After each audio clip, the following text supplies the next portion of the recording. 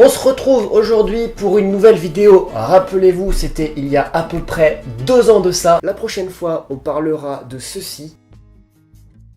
Donc, il y a 2 ans, j'ai recommencé pour une deuxième fois Breaking Bad.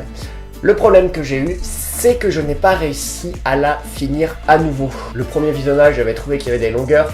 La série reste quand même bien réalisée, écrite et jouée. Je vous conseille d'aller la voir. Mais aujourd'hui, on n'est pas là pour dealer de la mettre et on va s'intéresser à Under the Dome. Générique.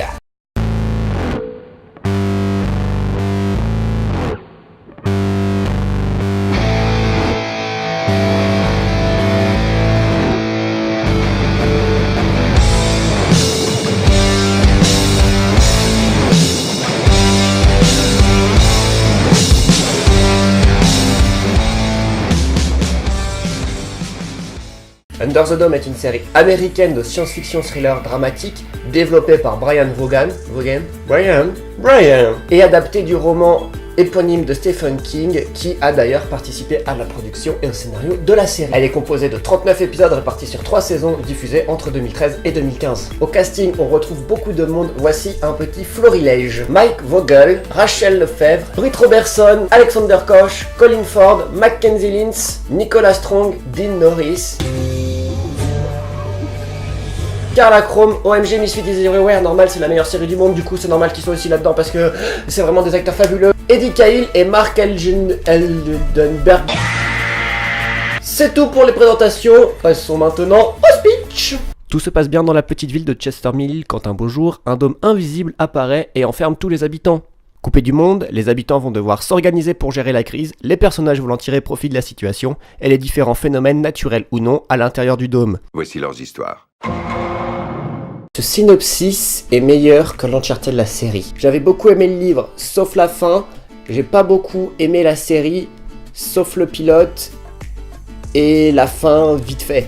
Et c'est dommage parce que la première saison de la série, je la trouve pas mauvaise. C'est la mise en place de l'intrigue.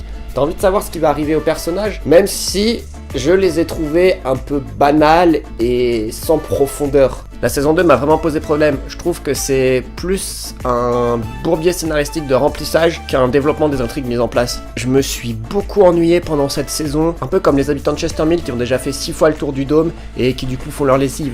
Parce que oui, on est enfermé dans un dôme. Parce que oui, on peut pas en sortir de ce dôme. Parce que oui, c'est la guerre, mais d'abord, j'ai des problèmes personnels à régler, ok ? J'admets que je me suis un peu emporté, c'est exagéré, mais vous comprenez où je veux en venir. Bref.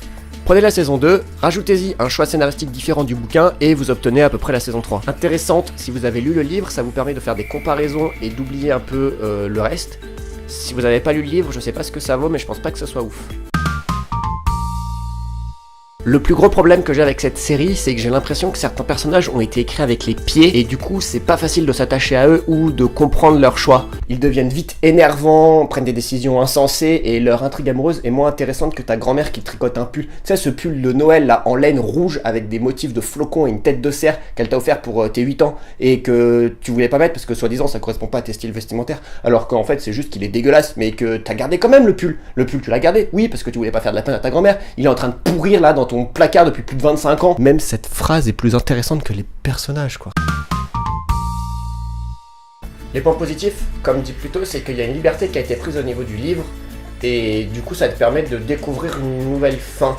Bien que j'ai lu sur internet que le respect des lecteurs était mort. Bah écoute mon pote, t'es le même branlot qui à la sortie du bouquin disait qu'il avait pas lu 2 tomes pour arriver à une fin aussi merdique. Là, l'auteur du bouquin qui s'avère être aussi sur le scénario de la série, waouh, trop bien, te propose une fin différente parce que je pense qu'il a retenu que ça t'avait pas plu la fin originale du bouquin et t'es là et tu viens parler de respect. Non mais viens râler quand l'auteur d'une œuvre originale est adaptée au film. Il n'a pas de droit de regard, il n'a pas le droit d'intervenir, il n'a pas donné son accord, que ça s'est fait dans son dos. Je veux dire, là il était d'accord, il a participé au scénario, donc ça lui convient ce qu'il a été fait. Pourquoi tu viens râler des vieux principes de respect tout pété ? Je veux dire, tu te tais et merde ! Puis tu râles pour la liberté scénaristique. Moi par exemple, c'est un des seuls trucs positifs que je trouve à cette série. Râle pour autre chose, il y a plein de choses à dire sur cette série. Autre point positif, le dôme est vraiment rempli de mystères. Et même si certains conduisent à des sous-intrigues peu intéressantes, voire reloues, t'as vraiment envie d'avoir une réponse à tous ces mystères. Et en fait, je suis en train de me dire, le pull de ta grand-mère, il doit être trop petit maintenant, pourquoi tu l'as gardé ? Pour moi, je pense que le problème vient de l'adaptation d'un roman qui était très sombre, très violent, et la série, elle a dû être édulcorée pour toucher un plus grand public. Il y a quand même des avantages à la série par rapport au bouquin. Je trouve que la frontière méchant-gentil des personnages, elle est beaucoup plus floue. Il y a aussi la 3e saison qui correspond à la fin du bouquin, qui est différente et que je trouve un peu mieux. Vous l'aurez compris, cette série ne fait pas partie de mes favorites. Et malgré tout ce que je viens de dire de négatif sur cette série, j'ai voulu la regarder jusqu'à la fin, parce qu'il y a plein de mystères qui se mettent en place et que je voulais avoir les réponses aux questions que je me posais. Je les ai pas toutes eues, du coup je reste un peu sur ma faim. Comme toi quand t'as vu que ton cadeau de Noël c'était le pull de ta grand-mère par exemple. Tu vois, tout se recoupe. Pour résumer, Under the Dome, c'est une série à base de Barbie, de papillons et d'étoiles que je te conseille de regarder si t'aimes les pulls de ta grand-mère. J'espère que cette vidéo t'a plu, je rappelle que c'est mon avis personnel, si le tien diffère, on en parle dans la paix et l'amour en commentaire avec plaisir. Sur ce, n'oublie pas de rester fraîche et pimpante.